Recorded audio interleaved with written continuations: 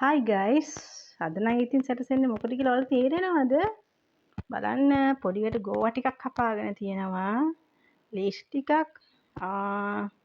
ඒ වගේම බෝංචි පොඩි කෑල්ලක් පොඩියට කපලා තියෙනවා. කැරටුත් පොඩි කෑල්ලක් පොඩියට ලියලා අරන් තියේ. මොකද මම මේ හදන්න ලෑස්ති වෙන්නේ? ඔයාලට දැනටම තේරුණාද? අද මම හදන්න යන්නේ බිත්තර ඔම්ලට් එකක්. මං බිත්තර ඔම්ලට් එක විදියට හදනවා. අද මම ඔයාලට සරලම ක්‍රමය කියලා දෙන්නම්. එහෙනම් යමුද? මෙතන බිත්තර දෙකක් මම අරගෙන තියෙනවා. ඒකට මම එකතු කරා ගම්මිරිස් සහ ලුණු.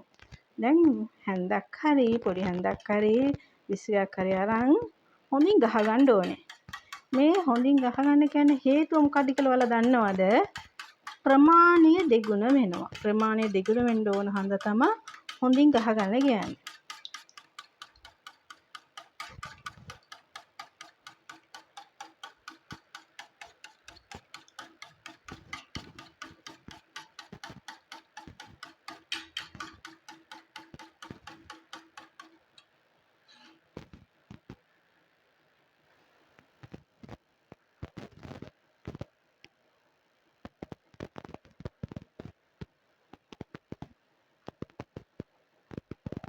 දැන් මේකට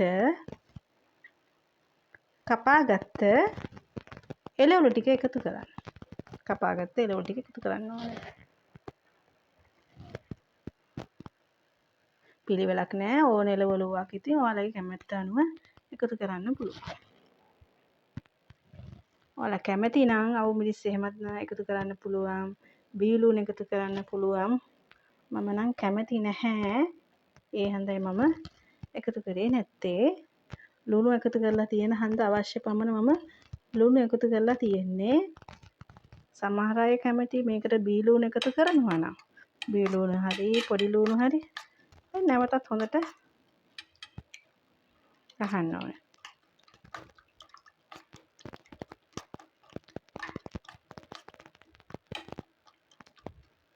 දැන් පොඩි ප්‍රමාණයක් තියෙන හන්ද ලුණු හැම වැඩි කරගන්න එපා.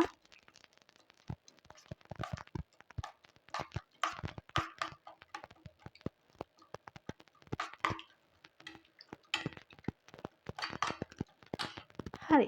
දැන් අපි මේක බෙදලා ගමු.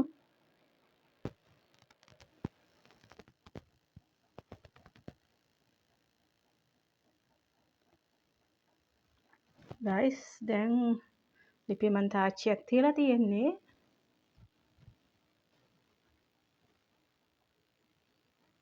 ලෝ හීට් එකේම තිබුණා නම් තමයි හොඳ. මේක චුට්ටක් තෙල් වැඩිපුර දැම්මම හොඳයි. මොකද මේක non stick pan එකක් නෙවෙයිනේ. සාමාන්‍ය තාච්චියක්.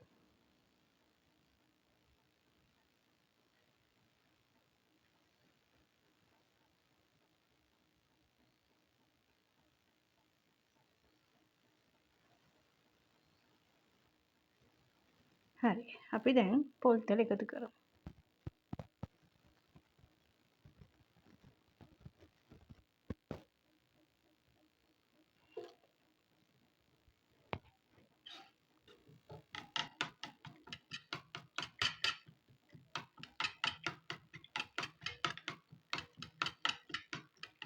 පොල් තෙල් එක හොඳට උණු වෙන්න ඕනේ.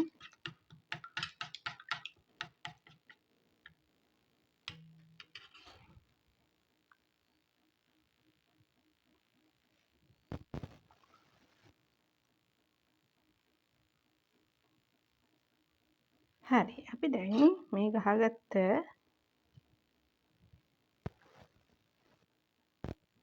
බිත්තර ටික බිත්තර නිසනේ අපි දාමු මේ තාච්චියට.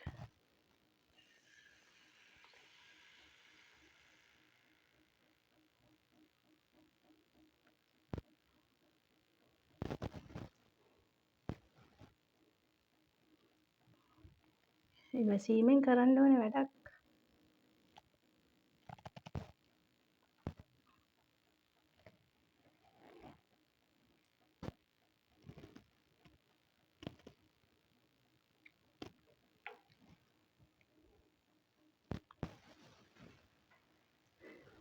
බලන්නකෝ.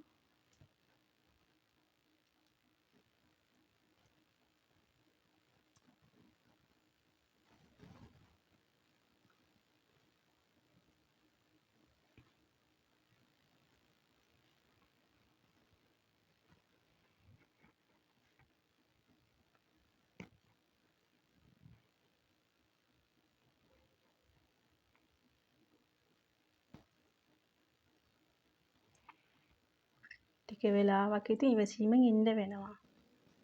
ඒ කියන්නේ නිකන් අර බිත්තරේ විතරක් බිත්තර වලට ලුණු ටිකක් ගම්මිස් ටිකක් දාලා බෙදලා ගන්නවා වගේ නෙවෙයි. මේකට මම දැන් එළවලුත් එකතු කරලා තියෙන හන්දා හොඳින් බැදෙන්න ඕනේ. ටික වෙලාවක් ඉතින් අපිට ඉවසන්න වෙනවා. ඒත් රසයි ඒ වගේම ගුණයි. කැමති නම් ඔයාලා කහ එකතු කරගන්න. ඒත් මම මේ සුදු පාටට කැමතියි. අර වන්නකේ සුදු පාටයි එළවලු පාටයි එකට පේනකොට මාරම ලස්සනයි. තවත් ක්‍රම කිහිපයක්ම තියෙයි. මම ඒවත් කියලා දෙන්නම්.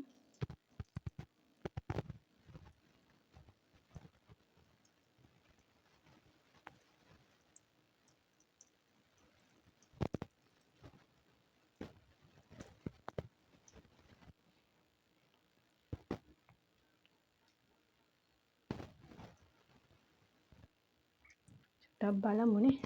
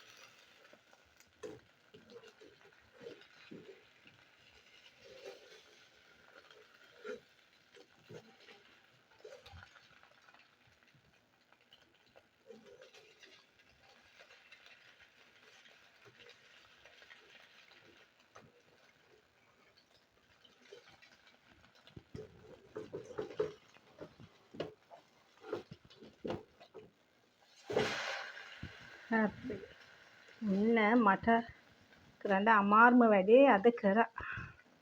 හිතුවා මේ වීඩියෝ එක මට කරන්න බැරි වෙයි කියලා. මොකද අර එළවලු එකතු කරලා තියෙන හන්දා මේ බිත්තරේ බර වැඩි. හන්දා අනිත් පැත්තට හරවන්න හරි අමාරුයි. කෑලි කැඩෙනවා.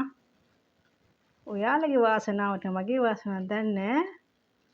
සුපිරියටම ඔන්න ආවා.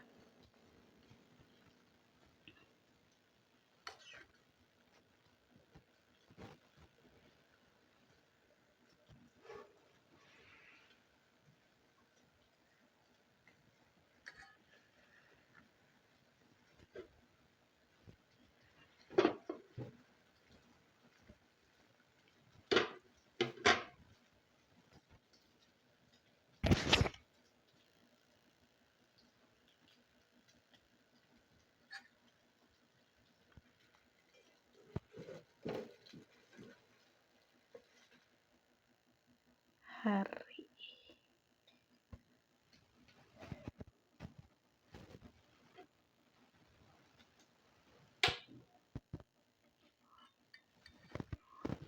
ඔන්න මම ඇදලා ගත්ත බිත්තරේ බලන්නකෝ. මේක දෙන්නෙකුට ප්‍රමාණවත්. දෙන්නෙකුට ප්‍රමාණවත් වෙන විදිහට තමයි මම මේක කරේ. බිත්තර දෙකක් ගත්තා. ඒ වගේම මේක මාරම රසයි. ඉතින් මොකද කියන්නේ? ඔයාලත් හරිම ඉවසීම මේක බලාගෙන ඉඳලා ඇති කියලා මං හිතනවා. try කරන්න මේ වගේම විවිධ රෙසිපි මම මගේ channel එක හරහා අරගෙන එනවා. ඔන්න තාමත් මගේ channel එක ඔයාලා subscribe කරලා නැහැ. පොඩි support එකක් දෙන්න subscribe කරන්න. යාළුවන් අතර share කරන්න. ඒ වගේම like එකක් දාගෙනම මට සමුදෙන්න ඕනේ. ඒත් එක්කම ඔයත් මේ වගේම ඔම්ලට් එකක් හදලා කාලා රස බලලා හිටන් මට කමෙන්ට් එකක් කරන්න අමතක කරන්න එපා. එහෙනම් ගිහිල්ලා එන්නම්.